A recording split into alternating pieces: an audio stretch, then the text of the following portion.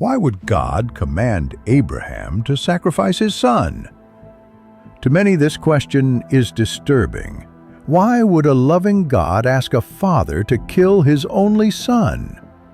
Especially after making a promise through that same child. Isaac was not just any son, he was the child of promise. Abraham waited 25 years for him. So why, in Genesis 22, does God suddenly say, "Take your son, your only son, whom you love, Isaac, and sacrifice him as a burnt offering"? What kind of God would test a man that way? If you believe in the Lord, leave a 111 comment below. And don't forget to subscribe to our channel for more powerful revelations. Someone else needs to hear this truth, and your share could be their breakthrough. When we look deeper into this moment, we realize that it wasn't about death, it was about trust. God never intended for Isaac to die, but he did intend for Abraham to confront the question, do you love the gift more than the giver? Do you trust the one who made the promise, even when the promise is at risk? This was not the first time Abraham had been tested, but this would be the most personal. God asked for Isaac, not just his obedience, but his heart. Isaac was the son Abraham had longed for. In Genesis 15, God promised that Abraham's descendants would be as numerous as the stars. But for decades, there was no son. Abraham believed, even when his body was old and Sarah's womb was barren. Then, finally, in Genesis 21, Isaac is born. Laughter enters their tent. Joy replaces waiting. And just when everything seems secure, God tells Abraham to give it up. The very thing he prayed for is now the thing he's told to surrender. But the Bible says Abraham rose early the next morning. He didn't delay, he didn't argue, he obeyed. That decision tells us everything about Abraham's faith. He trusted God more than he trusted his own emotions. He didn't understand why, but he believed God's character. That's what real faith looks like. Obedience without full explanation. Abraham took wood for the burnt offering. He saddled his donkey. He brought 2 servants and Isaac. And they walked for 3 days to Mount Moriah. Think about that, 3 days. That's how long he had to wrestle in his mind. That's how long he carried the burden silently, step after step, knowing what God had asked. And yet, he kept going. Not because he didn't love Isaac, but because he trusted the God who gave him Isaac in the first place. When they reached the mountain, Abraham told his servants, "Stay here, we will worship, and we will come back to you." That wasn't just optimism, that was faith. Abraham believed that even if Isaac died, God would bring him back. Hebrews 11:19 confirms this. Abraham reasoned that God could even raise the dead. That's the depth of his trust. He didn't know the outcome, but he knew the nature of the one who asked.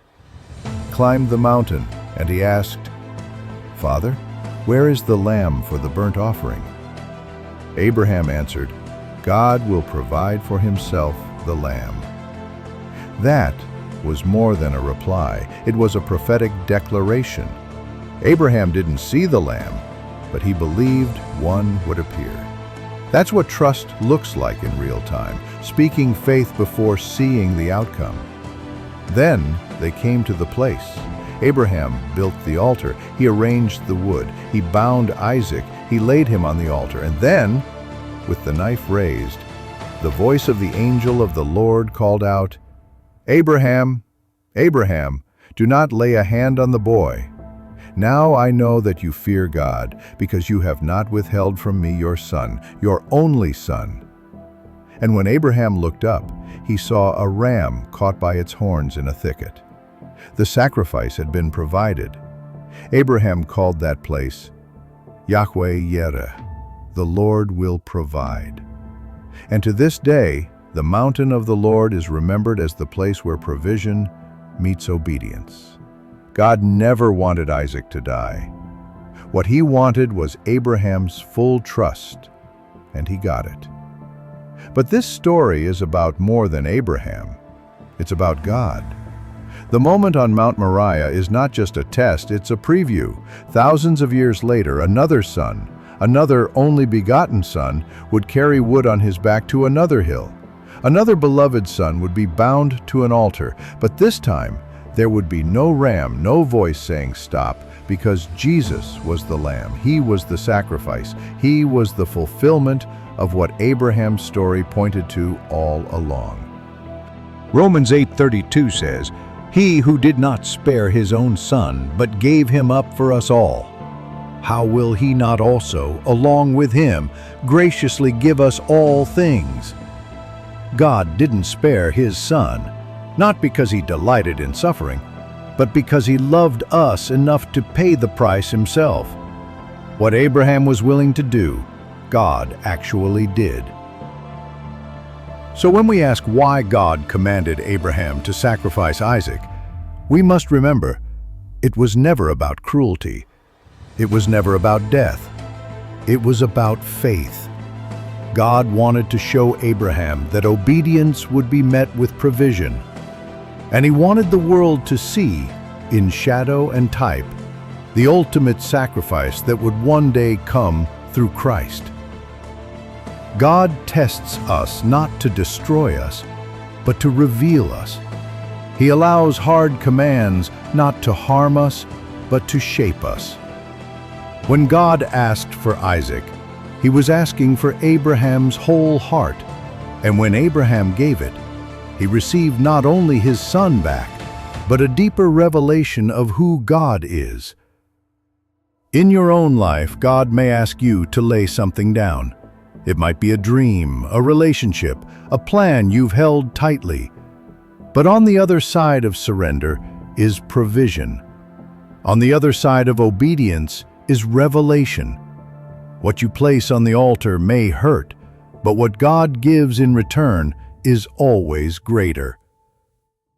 Abraham's test became a testimony, and the same God who provided for him is the one who will provide for you. Trust him, obey him, and remember, the Lord will provide.